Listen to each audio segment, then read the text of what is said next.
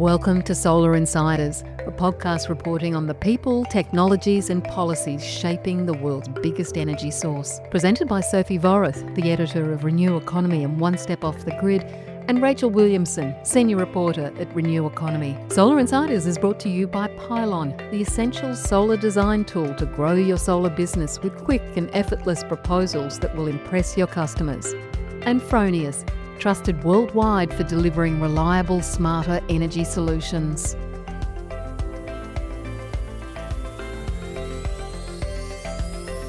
Hello and welcome to Solar Insiders. My name is Sophie Vorath and I am the editor of Renew Economy and One Step Off the Grid. And joining me today is our lead reporter, Rachel Williamson. Hello, Rachel. Hi, Soph. How are you doing? Look, hanging in there. I think that's all anyone can say at this stage of December. It's like just when you thought you could put your slippers on and have some iced eggnog. No, there is so much going on. Look, it could be worse. All of these reports could be dropping the week before Christmas. Well, I mean, week before Christmas, 2 weeks before Christmas, isn't really, I don't know. Every year we sort of think the same thing, but yes, there's been so much going on. We've had the Australian Energy Market Operator's main roadmap for the grid dropped, which is huge, and we've had multiple reports, very in-depth, comprehensive reports out from the Australian Energy Market Commission and a couple of determinations, and we've had some crazy government announcements and then for our Solar Insiders people in particular, there's been a lot of fresh hoo-ha about the cheaper home batteries rebate. So that's sort of the theme of our episode today, because I'm in the interview, I'm speaking with the Smart Energy Council's new Chief Advocacy Officer, David McElrea, who has replaced Wayne Smith, which is big shoes to fill, but I can report that he's doing a wonderful job already. They have stepped in this week and sort of confirmed industry concerns that this, the rebate's running red hot and probably not in a sustainable fashion.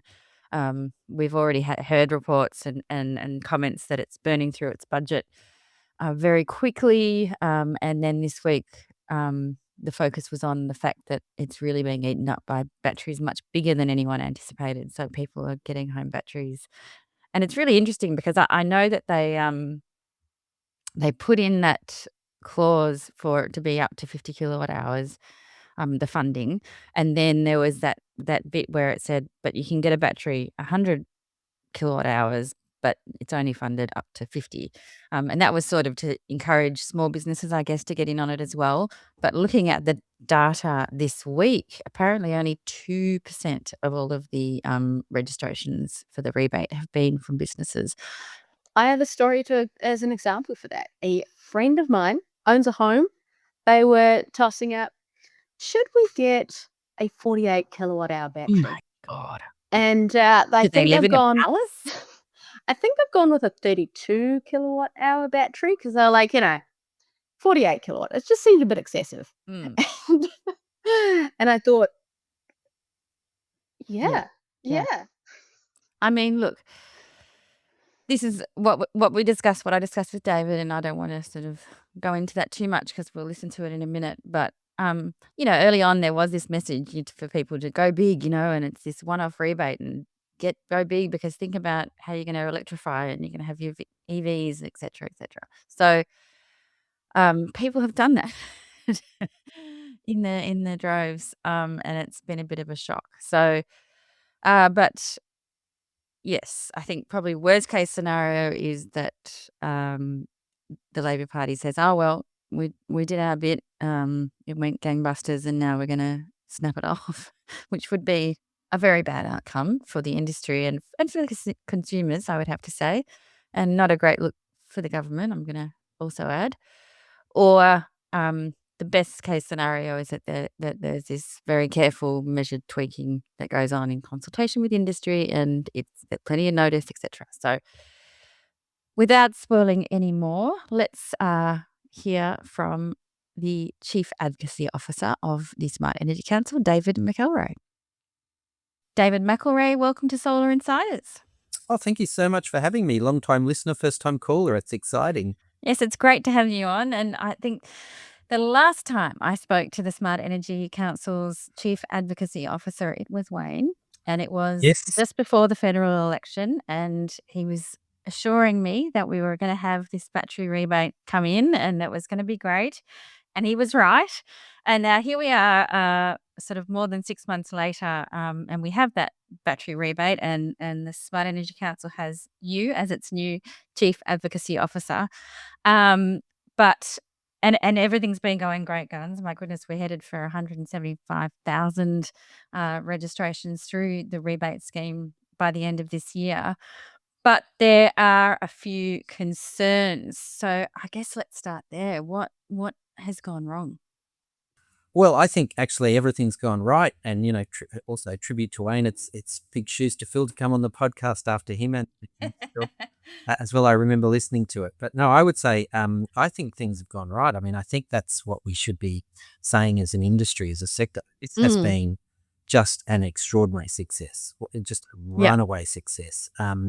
And it's doing amazing things. It's as you just said, Sophie, like it's batteries in 175,000 homes that weren't there 6 months ago. So that is spreading the solar revolution to 175,000 new homes and more to come. So I think we should be celebrating that success and congratulating the government for their foresight, but also as a responsible industry and a responsible sector, go, how do we make sure this program is sustainable and continues for the period that we want it to? And that's where I think we might just need to make some adjustments to how the scheme operates. Yeah, I mean, in a sense, it's extraordinary success that's been kind of beyond everyone's expectations. It is what we're sort of dealing with now. It's the flip side, and I guess it's bound to happen, isn't it? I mean, there was such a lot of really important and very productive consultation before it came out. It was rolled out very, very quickly, and all things considered, has been very smooth. I guess the big concerns are that it's going to be sort of exhausted well before the envisioned 4 years, the budget for it, and that possibly the batteries that people are installing are really big. Yeah. Is it right to say that that's two of the concerns? Yeah, I think that's right, and I think what we have to from the Smart Energy Council's perspective on behalf of the sector is come to government realistic as to the pressures on governments and what faces governments, and it has been extraordinarily successful, and probably I think it's fair to say has exceeded the government's expectations, and so they did put aside $2.3 billion for it, and we think, and you've reported on it, and it's been written about in the trade press. The expectation is that is going to be exhausted well before time, and probably sometime next year on current trends, that budget. So if we want to extend the scheme, we need to go to the government and say, please put more money into this scheme. And if we do that, we have to then do it in a responsible manner. And one of the things we need to look at probably is the size of the batteries, as you've just raised. So it's probably two things that we need to look at. Whether the rebate is set correctly, and whether we need to recalibrate around the size of the batteries, because that's another thing that again has been reported on much of late, is that the batteries are much larger than people anticipated. And I think obviously the government had modelled. Yeah. I mean, people really, really ran with that whole message of, supersize your battery, didn't they? Yeah. And look, it's understandable if it is a one-off rebate, so people are going to go for, and I should say, I think it's not, I think we shouldn't, it's not a bad thing necessarily to have a larger battery in your home, provided you have the right inverter and you have sufficient solar panels to draw down. You might be electrifying your home. You might be thinking you might have 1, 2, 3 electric vehicles, or so that you might use a lot of that power. Plus, in the future, large batteries in homes might see a distributed electricity network which is supplying some of that stability and firming across out of households, rather than large-scale batteries. I mean, that is a really exciting potential outcome, again, provided you get all the engineering right and you can adequately draw down on it. So it is not a bad thing at all, and provided the engineering works out. But I think from the perspective of the government, being realists, as we engage with them, they pay a higher rebate for larger batteries, and therefore the more of the larger batteries that are sold, the more of the cost to government, and the quicker that they exhaust the funding they had originally set aside. So again, that just has to be, I think, realistically confronted by the industry in engagement with government. Absolutely.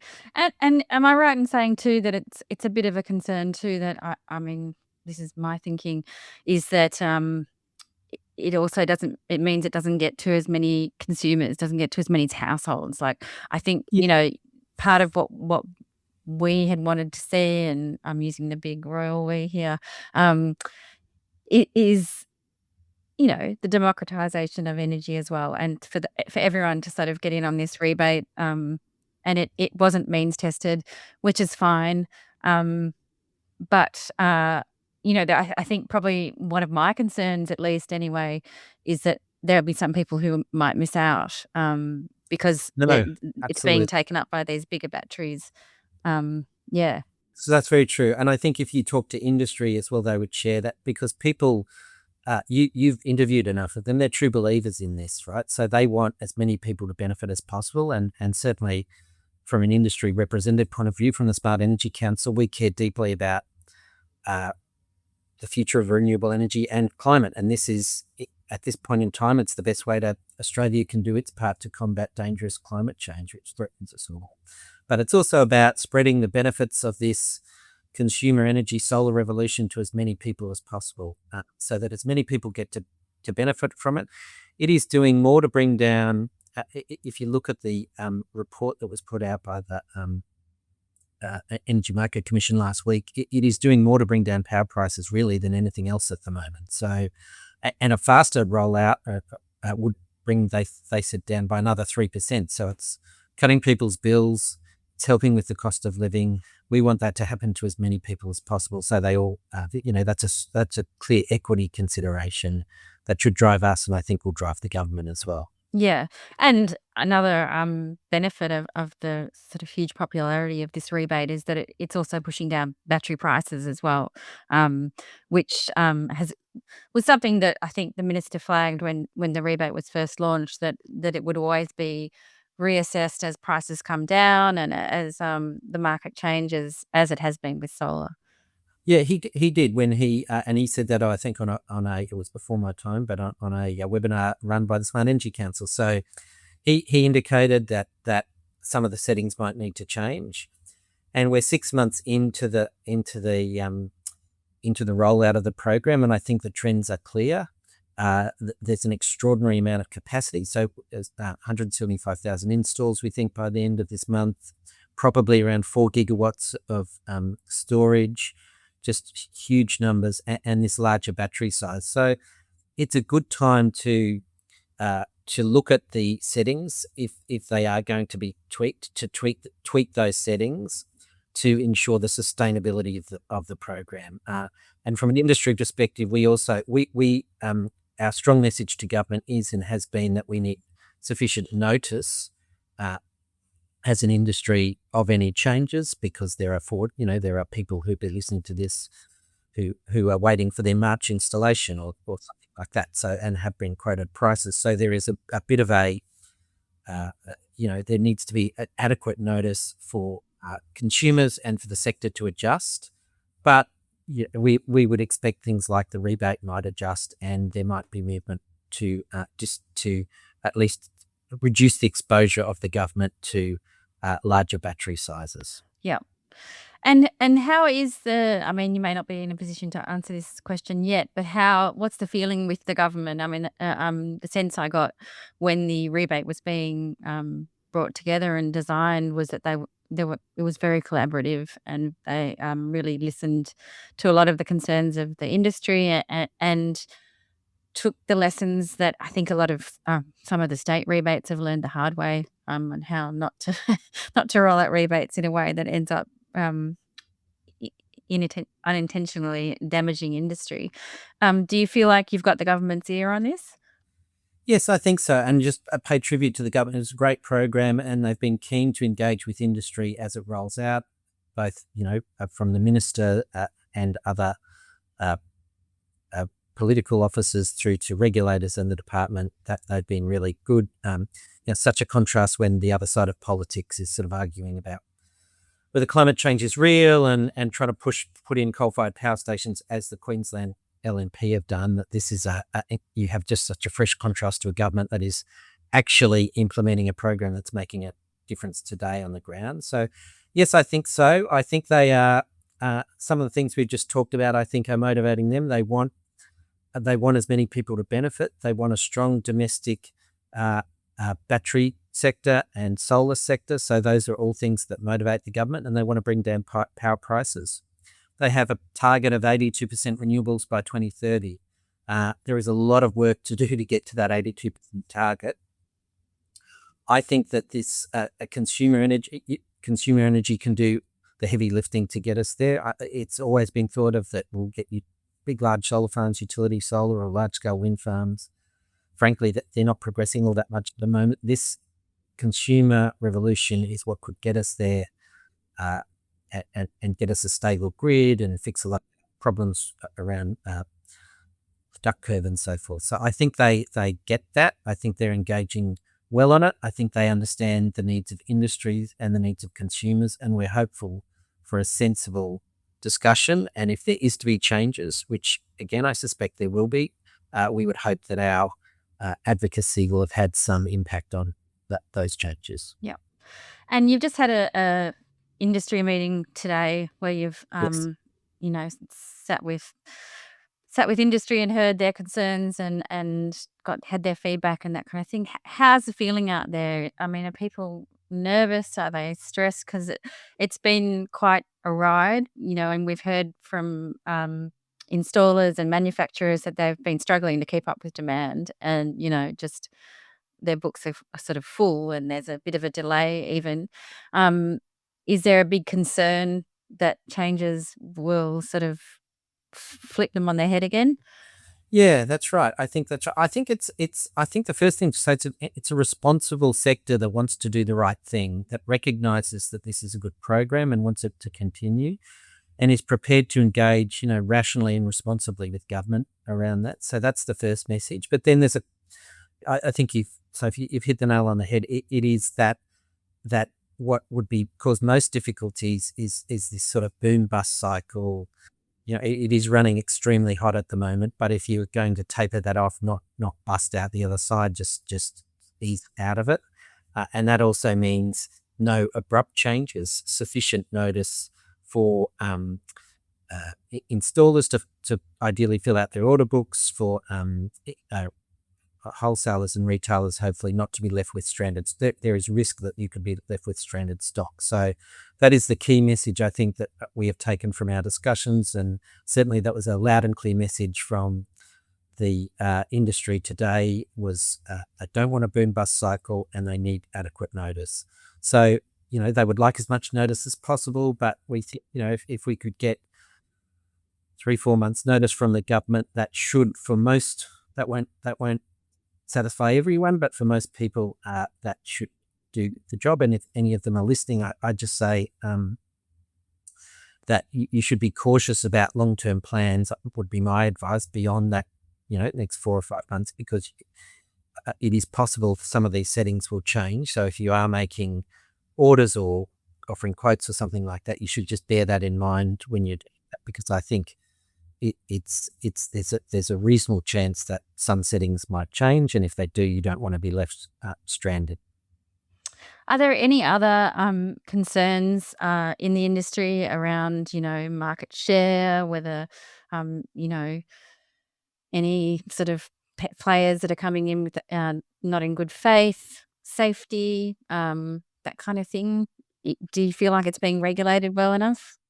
Look, I think there's always a lot more we can do, and I think we're learning as we go. At the moment, I think we have a particularly sort of acute issue, which is that the scheme is running so hot that it might exhaust itself before people expected it to. So in that case, you might need to adjust some of those settings reasonably urgently to make sure the scheme continues and survives and is politically and financially sustainable. And that means more money into it as well. So that's the first setting. But I think we're also learning as we go that that we need to probably just keep looking at how the industry is operating and the scheme is running. What is extremely important to this sector is that we maintain social license for batteries. So we have to always be clear that we are adhering to the strongest safety standards and that we are not encouraging any practice that would compromise the safety, and that consumers are getting a proper consumer experience in their engagement with the sector. So we really want to encourage proper behaviour from all participants in that way. So I think we can look at that, whether there are any other tweaks we make. You hear a common concern that maybe inverters people are being upsold on battery size and downsold on inverters. That's anecdotal. I don't know how much of that is true, but that's certainly something that was raised today. That's the sort of thing you might look at once you get some of these other settings right. But for the moment, I think there's just a more urgent issue. Again, because if it is changed, we would very much like sufficient notice for people to adjust. So it means a decision is not implemented for a few months. So therefore, if there is a decision, let's get that right. And I think looking at some of those other settings to maintain social license and keep it sustainable in other ways is also important. Yeah. And just on that point you made about the difference between the battery and the inverter size, why is that a problem? Are you able to go into a bit more detail about that? Well, you're going to test me because I am an electrical engineer. How- I can barely install a battery in my remote control, so you really didn't test me. But I mean, I I've get always had it explained to me. It's like Yeah. it's like the straw through a drink. You've got to right size the straw so you can Yes. draw it down like a pipe or anything like that. So if you do have that larger battery, it will be hard to fill it or drain it with a 5 kilowatt. Hard to optimize the use of it, and it's sort of which actually is not good, as I understand it, again, for the battery itself, if you never really properly charge it or get it closer to its full charge. So I think, again, you want to make sure that someone is being sold something that is functional, and that is about a long-term sustainability. And I'm confident that when it comes to our membership, that people understand that, and that even new entrants are keen to be here for the long haul. I think they see Australia as a good long-term destination for battery products, that people will be buying these for the foreseeable future, and they are here to make, to set up good businesses with good reputation. So that's certainly been my engagement. In the industry, there'll be people who are here to make a quick buck, but let's try and minimise their involvement and maximise the vast majority who are trying to do the right thing. Yeah, I think that it's really shifted lately.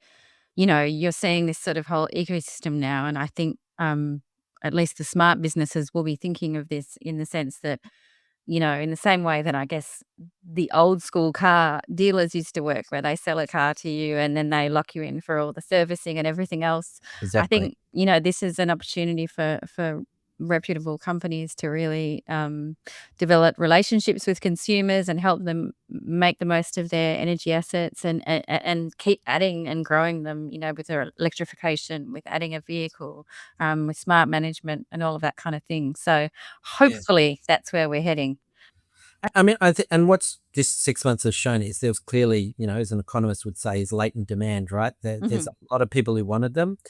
And I think the more that they come in, the more people that will want. It's such a blokes thing, right? Like, with their app on their phone, and they all, that they. I think it's a real barbecue stopper, pulling out your app and showing you usage and stuff like that. And all that will do is encourage more and more. So I think there's for most of the battery suppliers, there's a long-term game here about reputation, because the best way to get more customers is word of mouth. That's how this industry's worked. Who was you used, who's your mates used, who's your sister or brother used, right? Yeah. So did you have a good experience? And if that is so, that's how they will build long-term market share. I think by quality products will serviced at and then different price offerings depending on what you're after. Yeah. And look, I think there's enough consumers out there too that are savvy enough now that, when problems do start to come up, they kind of get solved quite quickly, and the companies as well. There's been a couple of issues.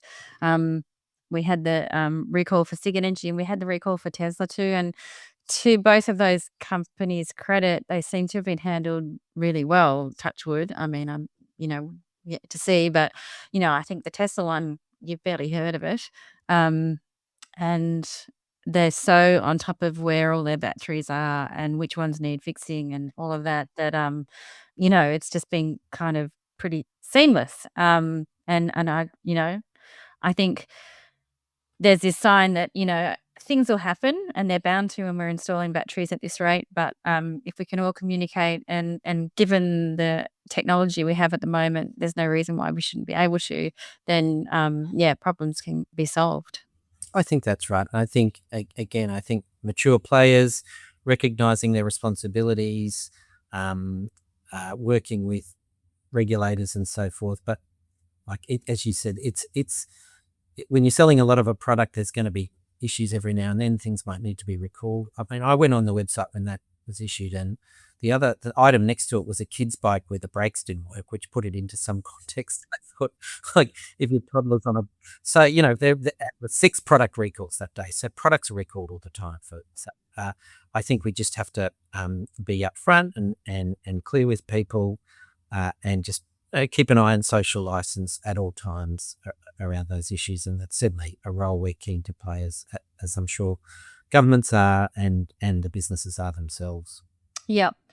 And we also heard this week that the government's going to stop its energy rebate, which I personally think is a good thing.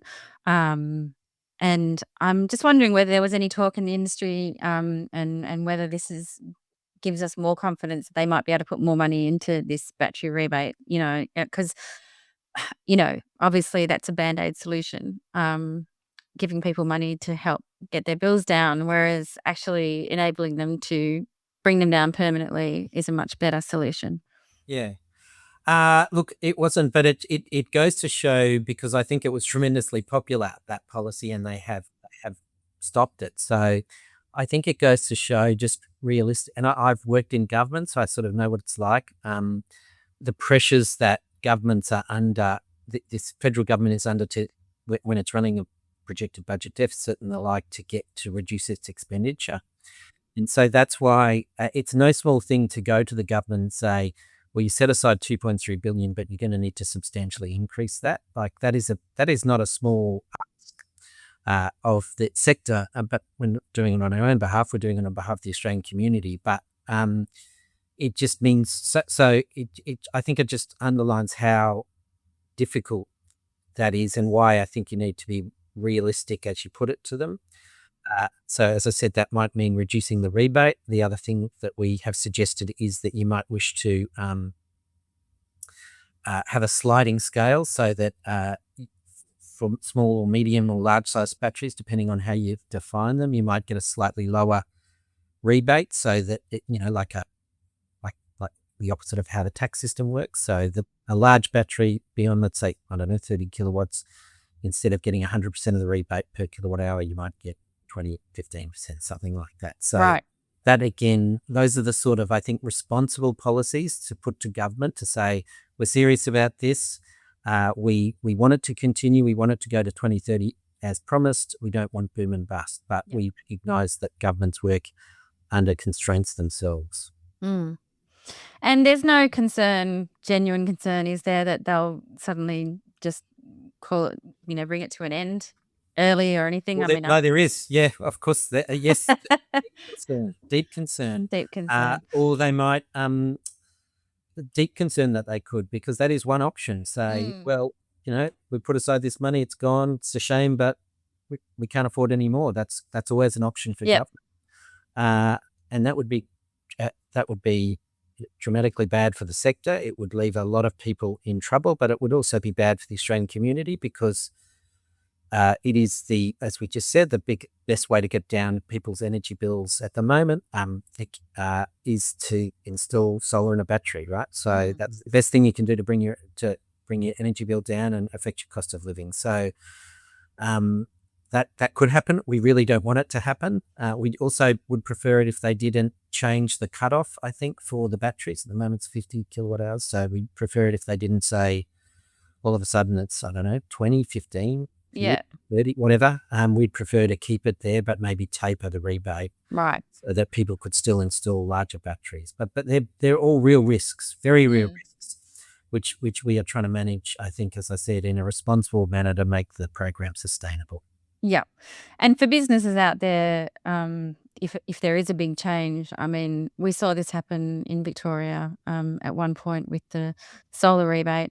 There's a real risk that it can do a huge amount of damage to the businesses, isn't there, if it's not sort of managed well? Amount of damage. Yeah, we've got this sector which is really growing rapidly, is providing increasingly discounted batteries, which can go into more and more homes. So it would be it would be an awful shame if that just stopped, because it's hard for it to recover.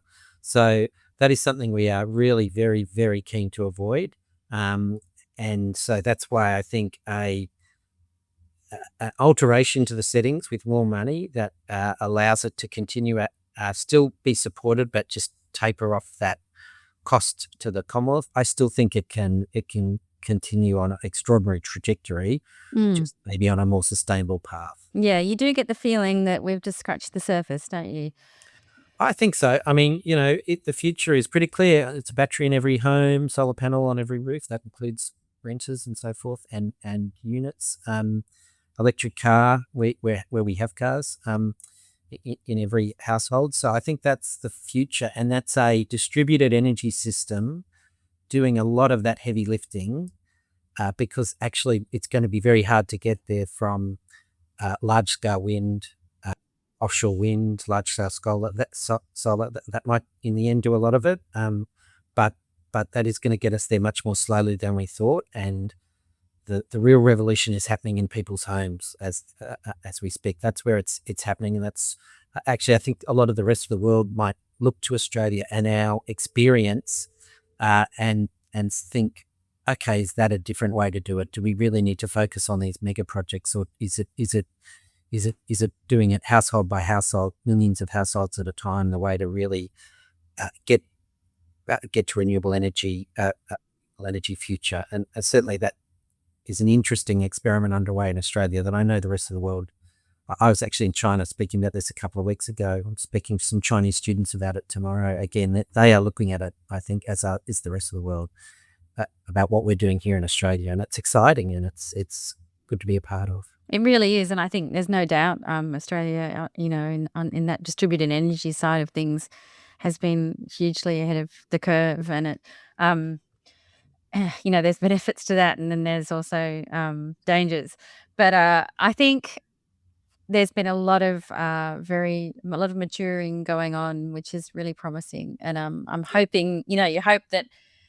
I mean, there's no better way to cut your energy bills than to not use energy. So if you can exactly generate it and store it, then that's a massive start. So if that imperative that seems to be so huge in politics to drive down people's electricity bills is really there, then this is a great way to do it. I think that's right, and I think that's part of again, if we can sort of right size the program, it's about that's the message we have to keep repeating to politicians and to government. This is the best thing you can do to reduce power bills and tackle cost of living. And it is hard to believe that we're saying it nearly in 2026, but the climate wars don't appear to be over. We have another side of politics sort of arguing with fate on this stuff, and with what is obvious to normal people. 175,000 people have gone and installed a battery in 6 months, arguing that. We have a government, I think there's some danger in Queensland that has a different energy policy, and we need to see the impact that will have. They are talking about running coal-fired power plants until forever, yeah, right? So 2049, 2049. right? Yeah. Like, so ultimately, what does that mean? Does that mean that if that you have to run them at a certain level? So does that mean that you're going to increasingly curtail people's solar in order to maintain your coal-fired power plants? Like, there is still an important story to tell the public about how this impacts your power bills, to tell governments, and there is still, unfortunately, a political debate to be had about it. It's extraordinary that it's the case, but it is the case. So we'll have to keep doing it. It is extraordinary, and the best way for you to get off that roller coaster is to get solar and a battery. Best way to do it, yeah, I've right, said like it vote before. with your wallet. Vote with your wallet. And you see the Liberal and National parties just on the wrong side of the science and the history and the climate. They're just on the wrong side of what people's lives are. That they're not. Most people aren't doing it because I'm sure many people want to do the right thing, but they're doing it because it makes sense, right? Yeah. It makes sense. It's going to cut their power bills, and and they're happy to do something that helps the environment at the same time. So it's this extraordinarily stupid thing to be on the other side of that, but that's where we are in politics. So we just have to keep hammering that message home to governments at all levels. Yeah. Well, you guys do a great job of hammering home messages, and please keep Well, that thank up. you. I know for us. Wayne did, so too early to tell for me. Yeah, I think you're doing all right so far. You get Uh, my tick. I fished for that. And you got it. Yes. Well, I think it's great. And it's great that you've had this meeting and you guys are always proactive trying to get ahead of these problems before they really become problems for real. So hopefully these negotiations continue and we see what will be a much more sustainable policy that keeps going. Yeah, watch this space. Look, I'm not from the government, so I can't tell you what decisions will be, but I do, I have worked in government. I've been around a reasonably long time. Sort of spidey senses are tingling. So I think, I suspect that we might see movement reasonably soon. So, I watch this space. Okay, we will with great interest. And thank you so much for taking some time out of what must be a very busy week for you. Oh, no, anytime, Sophie. Really Yeah. pleased. And bye for now. Thank you. Bye. That was David McElrea from the Smart Energy Council, and he, as I mentioned earlier, is the new Wayne, who is is still a legendary figure in the solar industry. Yes, created a fantastic legacy, and it's great to see David carrying that on. It feels promising, I'll say it again. I really feel like the energy industry is getting all grown up. And you've been talking to and about it for a very long time. So for you to say that now is Yeah, I mean, look, don't get me wrong. There's still the 3-year-old tanties going on up north, yeah,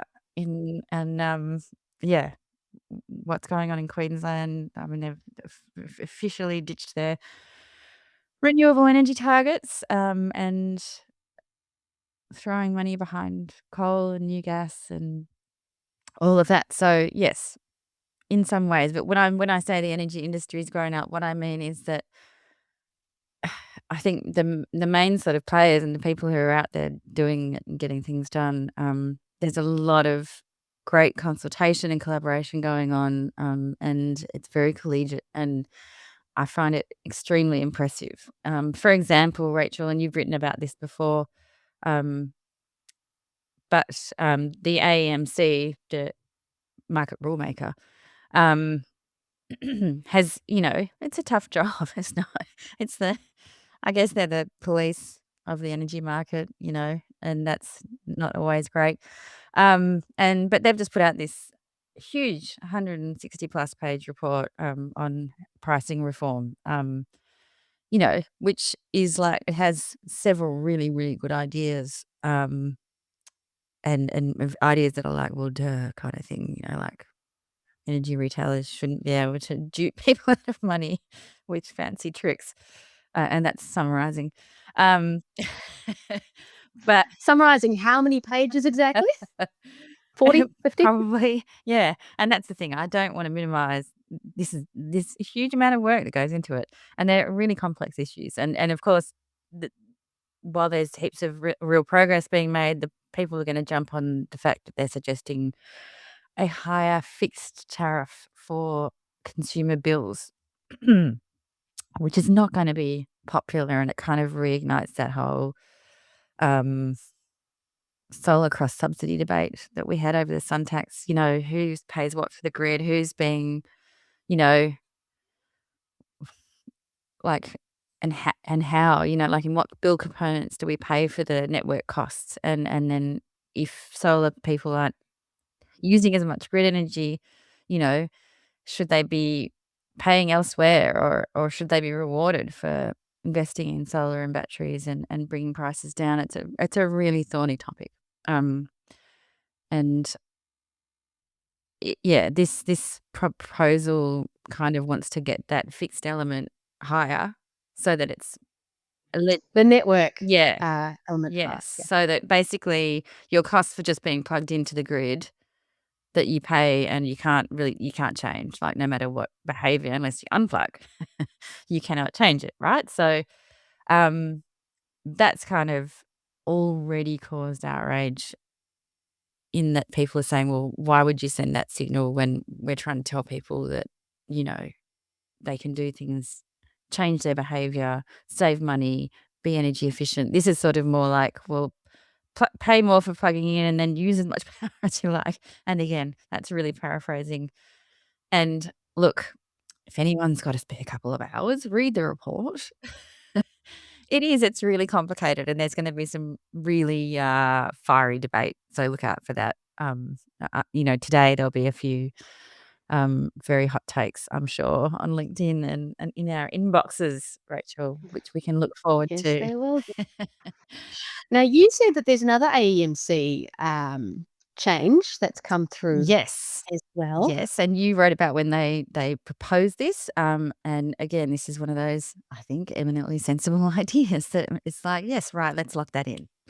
And now, and what it is the AEMC saying that, yes, everyone else in the national energy market who is not Victoria, because it already happens here, does have to pay if they want gas in their homes, they do have to pay upfront for that connection. Which could be in the $2,000 ballpark. Like, I think AusNet are charging just under $2,000 for a basic connection, which is apparently, if there's absolutely no complications between the network and your home. So yeah, it's going to be really costly. It's going to be a massive disincentive for people who are still sort of clinging to their idea of wanting to use gas. And I imagine it's mostly stoves, but probably quite a bit of heating as well, that people are hanging on to, perhaps instantaneous hot water. But yes, I think totally sensible. And the reason for that is they're not sort of doing it to say, we don't want you to do it, so we're going to make it expensive. They're doing it because people are quitting the gas network in droves. It is pretty much officially a death spiral. And the concern of the Market Commission is that if the network companies keep putting these costs onto their asset base, and that will be charged to the increasingly smaller number of customers that are on the gas network. And a big chunk of those people are probably people that, even if they did want to quit gas, don't have the means to, can't afford it, can't do it, and or are living in a rental. Rentals, apartment buildings, Still got the old social housing, heater that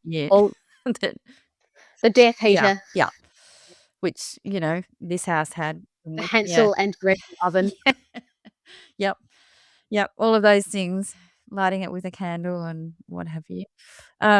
Yes, so that's a really exciting bit of news, and another exciting thing to happen. And I think I don't know whether there'll be any pushback to that, because it's very difficult to argue against that logic. I think the much more difficult argument is what happens to people who disconnect and who pays for that. I think that's a much more complicated issue, and the Commission's still yet to decide about that. But I think submissions on that close today, so maybe early next year we'll hear about that. Yep. And for reference, in Victoria, gas disconnections, the cost of doing so is capped. I think it's $280. 280, 240, something like that. Something. Yeah. It's definitely between $200 and $300. So Yeah. that's capped in Victoria, and the proposal was to do something similar for the rest of the national energy market. Which again is sensible, and I think, but and then it's like the what happens to the rest of that cost is sort of, I think the regulator has sort of said, or the Commission maybe has said, that's sort of a bit of a state government problem. Like governments might have to step in and work that out and decide whether they have to chip in to help. And I think this is where good policy comes in, doesn't it, Rach? I mean, when you have a clear roadmap out of gas like Victoria does, then you can say, well, this is our plan, and so obviously we have to do things to support it and to make sure it's not a completely disorderly transition. So yes, but yeah, not everywhere is there policy like that. In fact, just Victoria at this stage. Oh, and ACT I think has some good gas policies, and maybe South Australia. I think I always do this. Maybe South Australia. No, definitely ACT. Well, they are the forerunner in most things, and we kind of forget about them because they're just we. Quiet So achievers. Yeah, they are. And look, that's often an advantage because you can get on with things and sort of quietly go about doing pilots and that kind of thing, which they have been doing for so long. Had an all electric suburb years ago, if not a decade ago. Yeah. So very good. And that's probably about it. I was going to talk about Queensland, but I'm not sure I can bring myself to. Queensland, for our listeners, has today dumped its renewable energy targets, which we knew was going to happen because of who is in charge there right now and their goals and what they want for the state. But it's still disappointing. It is, and it's just yeah, it is. It's disappointing, and it's a real, I guess it's a real strong. We're flying the flag on this, and that's what they're going to do. That's fine, and it seems very populist. And sort of the takeaway message from their media release today is that, oh, look, we'll save you all this money, which I have sent an email and said, can you please go into a bit more granular detail about where these savings will come from? We'll see. We'll see how I go with that. But well, in the track record of responding to us before deadline or at all, yeah, I'll be excited to see what they say. It's disappointing, and it's disappointing. Like, you look at the EU yesterday, or probably the day before, locked in a 2040 emissions reduction target for the whole of legally binding for the whole of the EU of 90% emissions reduction by 2040. So yeah, to sort of try and claim that this is not what everyone else is doing is just ridiculous, nonsensical. But on that note, I think we can finish on a slightly more positive note. Yes, let's do that. So it's a story I'm working on today, Pacific Blue, and they haven't figured out what they're doing with their Codrington wind farm yet. They've still got another couple of years before it has to be gone. And this is, for our listeners, the first wind farm to sort of first really big commercial wind farm to be decommissioned in Australia. They announced at the start of the year and said it's not financially viable to refurbish or replace, so we're going to decommission it. And they have been looking into many different options in the face of some very, very weird and random rumours that have been put into the online ether. I know, oh, that's going to bury the sand dunes and the turbines in the okay. sand Yep. dunes. Yep. How would you ever get a permit to do that? So, all these very strange things flying around. But they have been funding research into a really interesting little company that's based in Ballarat. And this guy, Dennis, his technology, which he's got a pilot plant in Belgium and one in Right. Ballarat, and he uses it to effectively recycle PVC tarpaulins. And what Pacific Blue has funded is some research into how to turn that into blade recycling. And they've had a So go. more fiberglass Yeah. kind of. And they've had a go, and they've done a few trials, and they've managed to come up with fiberglass that is 87% clean of the composite material. So everything can be recycled. The chemical that it uses can be reused and so on. And I think that's a really cool little innovation that if it works, if they can get more funding to take it forward, to do some more commercialization, that could be a really cool thing, not just for the wind industry, but for Ballarat as well. Yeah, absolutely. And for little old Australia, Yeah. helping out the world with this, it's not insignificant challenge. Yeah, that's a very good story. And it's great to see that there's big companies that are seeking out these solutions. They may or may not go anywhere, but the important thing is they're looking, they're trying, they're supporting local efforts and research, and that's great to hear. So that is a very lovely Christmassy happy note. Thank you, Rachel, for that. Much better than Queensland. Alrighty, well, it's our last podcast with you this year. I've got one more in the shoot, but you're heading off home to New Zealand I for am. Christmas. Yes. Yep, which will be lovely. So we will not see you until next year. So thank you so much for everything this year, and it's been great chatting to you on Solar Insiders. It has I'm been sure great fun being on Solar Insiders. And there'll be plenty more next year and one more for this year, but you'll have to just deal with me. But for today's episode, that is all we have for you. Thank you so much for listening. Thanks for listening all year.